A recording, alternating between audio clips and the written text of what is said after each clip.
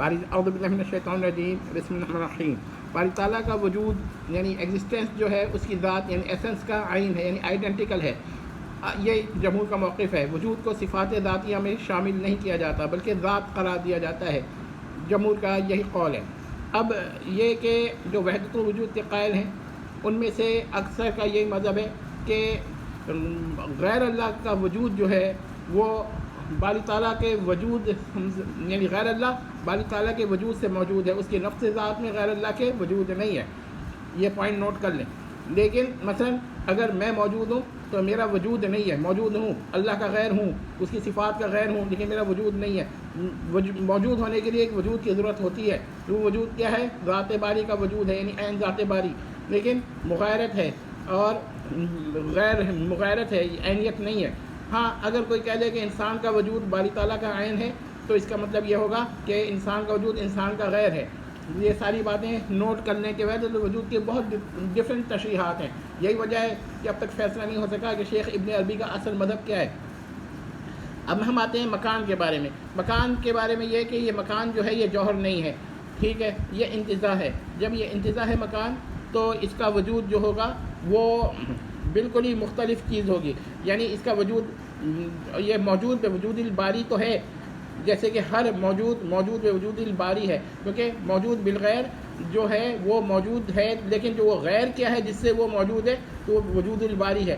تو اب آپ یہ دیکھ لیں کہ باری تعالیٰ جو ہے اس کو ہم ہر شے میں موجود نہیں کہتے. مکان میں کیوں موجود کہتے ہیں؟ مکان میں اس لیے کہ مکان جو ہے انتزاع ہے، تو انتزاع کے لیے ایسے الفاظ بعض علماء جائز سمجھتے ہیں. لیکن اس کا یہ مطلب نہیں ہے کہ باری تعالیٰ مکان میں حلول کیے ہوئے ہے، وہ تو لا مکان ہے اور نفس کے اعتبار سے کسی مکان میں نہیں ہے.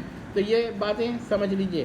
اس کے علاوہ یہ بھی میں آپ کو بتا دوں کہ جو مکان ہے وہ اپنے مبدا یا منشا کے اعتبار سے قدیم ہے، لیکن نفس کے اعتبار سے حادث ہے، کیونکہ منشا اس کا تکوین ہے. اور بعض لوگ کہتے ہیں وجود ہے. تو اگر وجود ہے تو وہ عین باری ہے، یعنی کہ ذات باری سے منتزع ہے. تو کوئی مسئلہ نہیں ہے اس میں، کیونکہ ہر شے بالآخر ذات باری سے ہی منتزع ہوتی ہے، ہر حادث. تو یاد رکھیے گا. لیکن اس کا یہ مطلب نہیں کہ مکان عین باری تعالیٰ ہے یا باری تعالیٰ عین مکان ہے. مکان کی جمع امکنہ ہے، یعنی کہ جب ہم کہتے ہیں خدا ہر جگہ ہے تو اس کا مطلب ایک یہ بھی ہوتا ہے اللہ موجود علی کل مکان، فی کل مکان نہیں، علی کل مکان. لیکن اگر فی بھی کہہ دیں تو اس کا مطلب یہی ہے تعلقات سے. یعنی اچھا، اس کے علاوہ بعض لوگ احاطہ پہ بحث کرتے ہیں. احاطہ صفت فعلی ہے، اس کا بھی منشا یا مبدا تکوین ہے. تو احاطہ اگر جس سے متعلق ہوگی صفت تو اس سے کیا ہوگا؟ اس پہ باری تعالیٰ کو محیط کہا جائے گا. یہ ساری باتیں نوٹ کر لیں کہ صفات جو فعلیاں ہیں ان کا مبدا صفت ذاتی. کون سی صفت ذاتی؟ تکوین ہے. اور صفت ذاتی جو ہیں وہ جمہور جو متکلم کے طرف رجحان یا فقہ کی طرف رجحان رکھتے ہیں ان کے نزدیک لائن والا غیر ہے، اور جو فلسفے کی طرف رجحان رکھتے ہیں ان کے نزدیک عین ہے. یہ ساری باتیں آپ کو بتا دیں. اس کا مطلب کیا ہوا کہ آپ لوگ اس مسئلے میں تشدد نہ کریں. اور ایک قول تو یہ بھی ہے کہ انتزاع جو ہے تکوین کی وہ استوا بھی ہے، اور وہ کس سے متعلق ہے؟ وہ عرش سے. اور مائیت اور احاطہ یہ انتزاع ہیں تکوین کی، اور یہ کس سے متعلق ہے؟ یہ ہر شے سے. تو یہ اور ذات باری فی نفس ہی لا مکان ہے، مگر اس اعتبار سے ہر جگہ اس کو موجود کہا جاتا ہے، موجود علی کل مکان یا موجود فی کل مکان، مگر اس کی تشریح کر دی گئی ہے.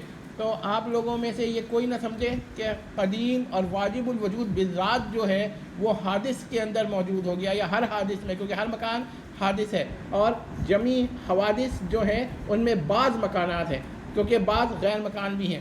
تو یہ ساری باتیں آپ نے نوٹ کر لی. اس کا مطلب یہ ہوا کہ علماء دیوبند پر یہ بہتان لگانا ہے کہ وہ جہمیہ مذہب پر ہیں سراسر باطل ہے. اور ہم یہ بھی کہتے ہیں کہ لامک یہ جو باری تعالیٰ کا مکان جو ہے یہ غیر معلوم ہے، لہذا ہم نہیں کہہ سکتے کہ یہ حادث قدیم ہے. جس کا مطلب یہ ہوا کہ ہمیں نہیں معلوم کہ جو سائل ہے وہ کس اعتبار سے بات کر رہا ہے. اگر وہ ذات باری کے منشا مبدا کے اعتبار سے بات کر رہا ہے تو وہ قدیم ہے، اور اگر وہ انتزاع کے اعتبار سے بات کر رہا ہے تو وہ حادث ہے. والسلام.